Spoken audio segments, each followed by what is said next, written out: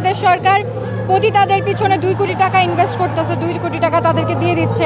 সে জায়গায় আমাদের আহত ভাইয়েরা এখনো চিকিৎসা পায় নাই। সংস্কারের ধারাটা না অব্যাহত রাখতে পারি নাই। আমরা আসলে সংস্কার কতটুকু করতে পেরেছি নিজেকে প্রশ্ন করেন। আপনি কতটুকু সংস্কার দেখতে পেরেছেন? আমি দেখতে পারি নাই। আমরা তাই বলতে পারি যে জুলাই ঘোষণা সম্পূর্ণ জনগণের যে আশা আকাঙ্ক্ষা ছিল সম্পূর্ণ বাস্তবায়িত হয়নি। জুলাই ঘোষণাপত্র আপনারা জানেন প্রথমে একটা খসড়া আমাদেরকে দেখানো হয়েছিল, সেটাতে আমরা কেউই সম্মতি প্রকাশ করি নাই।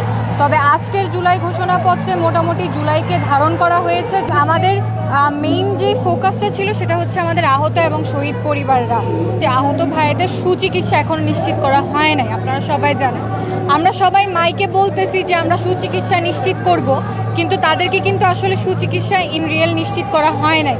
সো এটা আমাদের উপদেষ্টা মণ্ডলী বলেন বা আমাদের ইন্টারিম গভর্নমেন্টের কথা বলেন, এটা আমাদের সরকারের ব্যর্থতা। আমাদের ছাত্র উপদেষ্টারা বসা থাকা অবস্থায়ও আমাদের আহত ভাইয়েরা পঙ্গুত্ব বরণ করেছে। অনেকে চোখে দেখে না, হাত হারিয়েছে, পা হারিয়েছে।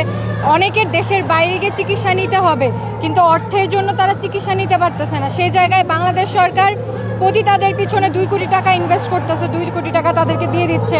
সে জায়গায় আমাদের আহত ভাইয়েরা এখনো চিকিৎসা পায় নাই। সো এটা আমাদের সরকারের ব্যর্থতা, আমাদের উপদেষ্টাদের ব্যর্থতা এবং মূলত আমাদের বিপ্লবীদের ব্যর্থতা। ওয়ালটন এখন দেশের সীমানা পেরিয়ে পৌঁছে গিয়েছে 50টিরও বেশি দেশে। ওয়ালটন, ঘরে ঘরে বিশ্বজুড়ে। আপনি দেখেন, আমরা সবাই আসলে আশ্বাস দিচ্ছি যে আমরা বাংলাদেশ সংস্কার করব, তবে আমরা আসলে সংস্কারের ধারাটা না অব্যাহত রাখতে পারি নাই। আমরা আসলে সংস্কার কতটুকু করতে পেরেছি নিজেকে প্রশ্ন করেন। আপনি কতটুকু সংস্কার দেখতে পেরেছেন? আমি দেখতে পারি নাই। হ্যাঁ, কিছু কিছু সংস্কার হয়েছে, কিন্তু আসলে মূল যে সংস্কারগুলো, যেমন পুলিশ রিফর্ম করা হয় নাই।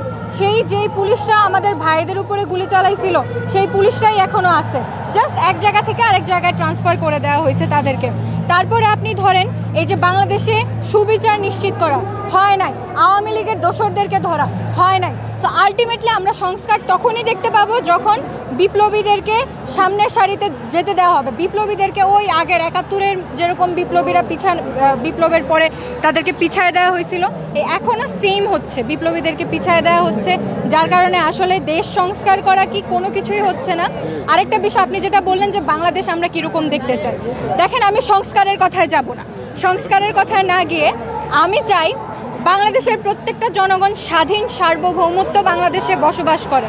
তারা যাতে বুক চেতিয়ে আমাদের বহির্বিশ্বের সামনে এবং সারা বিশ্বের সামনে, বিশ্বের দরবারে বলতে পারে যে আমি বাংলাদেশের নাগরিক, আমি বাংলাদেশি।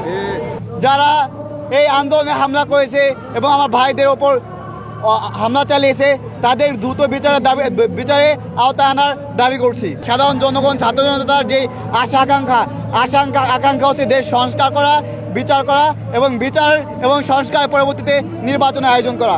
বিচার এবং সংস্কার যদি না হয় তাহলে নির্বাচন করে কোনো লাভ হবে না। জুলাই সনদ ঘোষণায় অনেকগুলো আশা আকাঙ্ক্ষা জনগণের ছিল, সবগুলো বাস্তবায়িত হয়নি। আমরা তাই বলতে পারি যে জুলাই ঘোষণা সম্পূর্ণ জনগণের যে আশা আকাঙ্ক্ষা ছিল সম্পূর্ণ বাস্তবায়িত হয়নি। আমাদের চাহিদা ছিল যে আওয়ামী লীগ ফ্যাসিস্টে যারা ছিল তাদের বিচার, তারপর যারা গুম খুনের সাথে জড়িত তাদের বিচার, দেশের সংস্কার সম্পূর্ণ এখনো বাস্তবায়িত হয়নি। শুধু জুলাই ঘোষণাপত্র না, আমরা যে বিচার দৃশ্যমান দেখতে, যে পর্যন্ত দৃশ্যমান বিচার না দেখতে পাবো সে পর্যন্ত আমরা রাজপথে অবস্থান করব।